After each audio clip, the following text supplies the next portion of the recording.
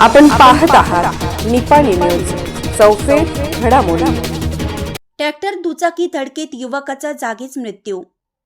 बोरगाव पेटकेळ मार्गावरील रस्त्यावर ट्रॅक्टर व दुचाकीच्या झालेल्या अपघातात मिरज येथील दुचाकीस्वार जागीच ठार झाल्याची घटना बुधवारी दुपारी 1 वाजण्याच्या सुमारास घडली। मारुती ज्योतिराम सातपुते, वय वर्ष 34 असं मृत युवकाचं नाव आहे। मारुती सातपुते हे कातडी चप्पल व्यावसायिक होते। ते व्यवसायानिमित्त सकाळी 9 वाजता मिरज येथून ते दुचाकीवरून संकेश्वरकडे जात होते। यावेळी बोरगाव पेटकेळ मार्गावरील चौगलेमळा येथे आले असता इचलकरंजीकडे चारा घेऊन जाणाऱ्या ट्रॉली व त्यांच्या दुचाकीची धडक झाली।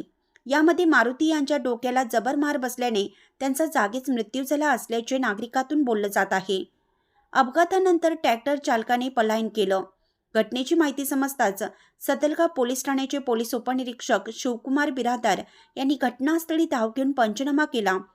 मारुती सातपुते हे मूळचे बोरवडेचे असून गेल्या अनेक वर्षापासून ते मिरज येथे राहत होते। त्यांच्या पश्चात पत्नी, 2 मुले असा परिवार आहे। बोरगावहून अजित कांबळे।